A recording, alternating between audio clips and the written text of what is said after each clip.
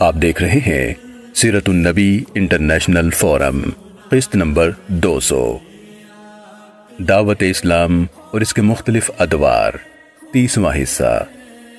مزید آگے بڑھنے سے قبل سیرت النبی انٹرنیشنل فورم کے چینل کو سبسکرائب کر لیجئے اور بیل کے بٹن کو دبا دیجئے تاکہ آپ کو آنے والی ہماری ہر نئی ویڈیو کی بروقت اطلاع مل سکے۔ پیکر حسن و جمال صلی اللہ علیہ وسلم پر کفار کا ہولناک ظلم و تشدد۔ ابو لہب کے بارے میں یہی ہے کہ وہ حضور اکرم صلی اللہ علیہ وسلم کو اپنی زبان سے طعن و تشنیع کر کے غمزدہ کیا کرتا، باز نہیں آتا تھا، لیکن ابو جہل کی عداوت میں کم ظرفی اور کمینگی بھی شامل تھی۔ وہ دست درازی سے بھی باز نہیں آتا تھا۔ حضرت عباس بن عبد المطلب رضی اللہ تعالیٰ عنہ سے مروی ہے، آپ فرماتے ہیں کہ میں ایک دن مسجد میں تھا، ابو جہل ملعون آ گیا اور کہنے لگا کہ میں نے اللہ تعالیٰ کی نظر مانی ہے کہ اگر میں محمد صلی اللہ علیہ وسلم کو سجدے کی حالت میں دیکھوں گا تو اپنا قدم آپ صلی اللہ علیہ وسلم کی گردن پر رکھوں گا۔ یہ سن کر میں حضور اکرم صلی اللہ علیہ وسلم کی خدمت میں حاضر ہوا اور اس کے مذموم ارادے سے آگاہ کیا۔ حضور اکرم صلی اللہ علیہ وآلہ وسلم غضبناک ہو کر اٹھے اور مسجد الحرام میں تشریف لے گئے۔ میں نے کہا کہ آج بڑا شر و فساد کا دن ہے۔ حضور اکرم صلی اللہ علیہ وسلم نے وہاں جا کر سورہ علق کی تلاوت شروع کی۔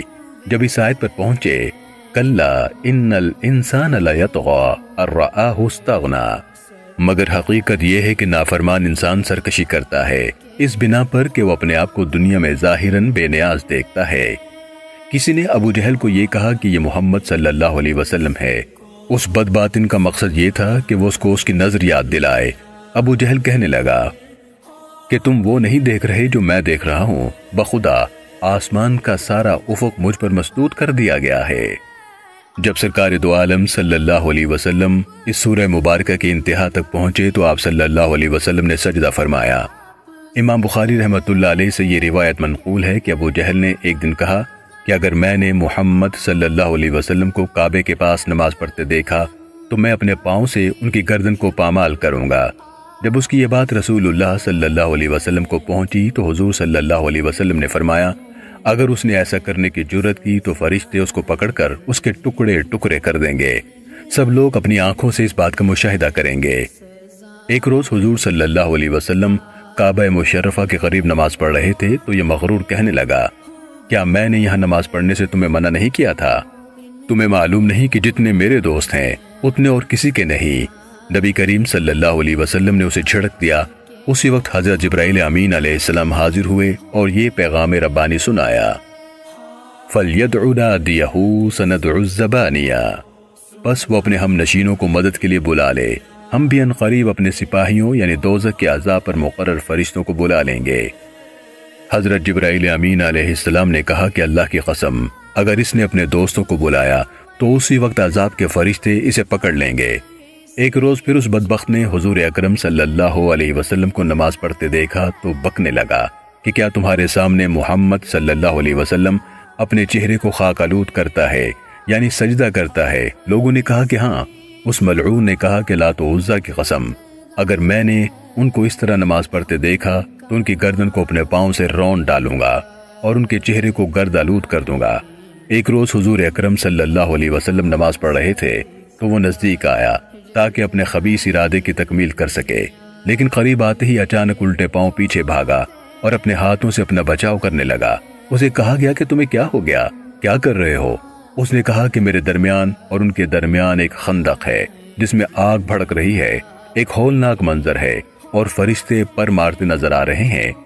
حضور اکرم صلی اللہ علیہ وسلم نے فرمایا اگر وہ بدبخت میرے قریب آتا تو فرشتے اس پر جھپٹ پڑتے اور اس کے ٹکڑے ٹکڑے کر دیتے۔ پیکر حلم و رحمت صلی اللہ علیہ وسلم کفار کی اذیت رسانیوں کو صبر اور حوصلے سے برداشت کرتے تھے۔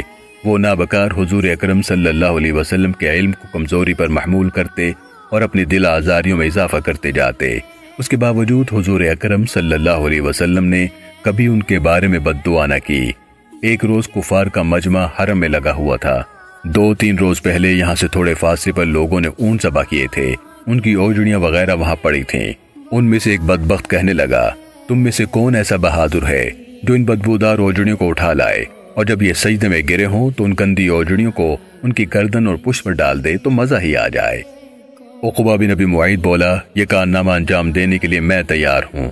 وہ گیا اور ان گندی اور بدبودار اوجڑیوں کو اٹھا لایا۔ جب نظافت و لطافت کا یہ پیکر دلربا صلی اللہ علیہ وسلم اپنے رب کے حضور سجدہ ریز ہوا تو وہ بدبخت اٹھا اور ان غلیظ اوجڑیوں کو حضور اکرم صلی اللہ علیہ وسلم کی مبارک گردن پر ڈال دیا۔ کفار یہ منظر دیکھ کر خوشی سے دیوانے ہو رہے تھے، ہنستے تھے، قہقہے لگاتے تھے اور ایک دوسرے پر لوٹ پوٹ ہوتے جاتے تھے۔ اس حالت میں حضور اکرم صلی اللہ علیہ وسلم کو اس سجدے میں کیا لطف و سرور حاصل ہوا ہوگا۔ ذوق و شوق کے دریا میں موجیں اٹھنے لگی ہوں گی۔ کیف و سرور کی جو کیفیت طاری ہوئی ہوگی اس قلب طیب و طاہر کے بغیر کون اندازہ لگا سکتا ہے۔ یہ خیال کہ حضور صلی اللہ علیہ وسلم ان کے بوجھ کی وجہ سے سر مبارک اٹھا نہ سکے ہرگز قابل قبول نہیں۔ 10-20 سیر یا زیادہ سے زیادہ من سوا من کا وزن ہوگا۔ یہ کون سا ایسا بوجھ تھا جسے بآسانی حضور صلی اللہ علیہ وسلم پرے نہ پھینک سکتے تھے۔ حقیقت یہ ہے کہ جو سرور اس سجدے میں آیا اس کی کیفیت نرالی تھی۔ دل چاہتا تھا کہ اس حالت میں یہ سر اپنے خداوند قدوس کی بارگاہ میں سجدہ ریز رہے، زبان اس کی تسبیح کے مزے لوٹتی رہے اور دل ان خصوصی عنایات ربانی سے سیر کام ہوتا رہے۔ آخر حضرت سیدہ فاطمہ رضی اللہ تعالیٰ عنہ تشریف لائیں، اپنے ننھے ہاتھوں سے ان اوجڑیوں کو ہٹایا۔ حضور اکرم صلی اللہ علیہ وسلم نے سر مبارک سجدے سے اٹھایا۔ نماز سے فارغ ہو جانے کے بعد دعا کے لیے ہاتھ بلند کیے۔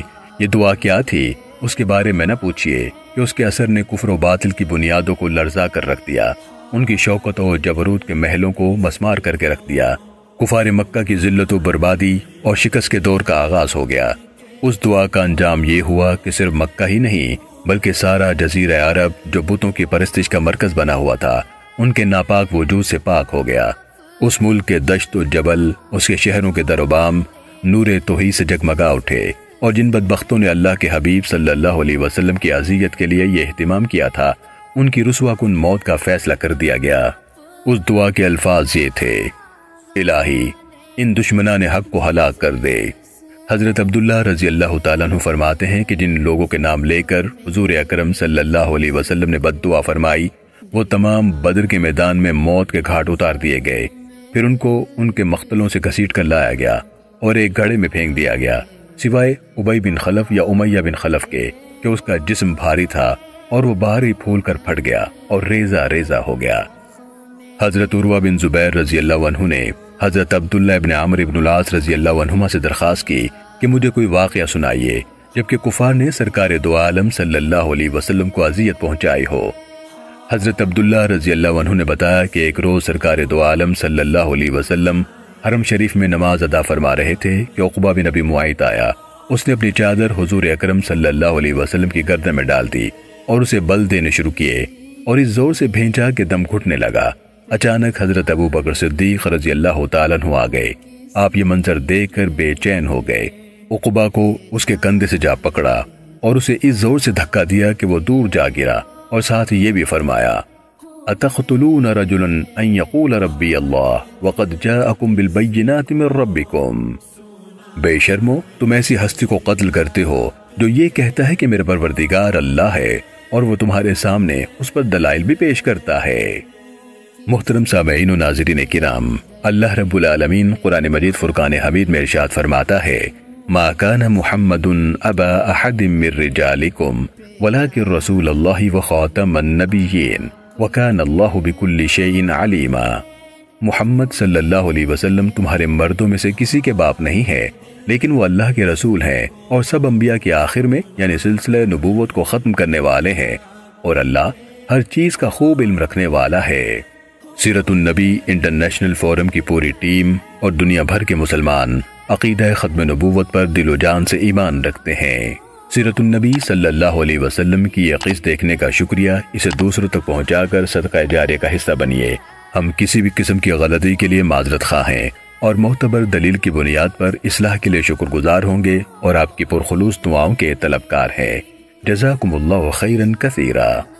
آگے کیا ہوا یہ جاننے کے لیے دیکھتے رہیے سیرت النبی انٹرنیشنل فورم۔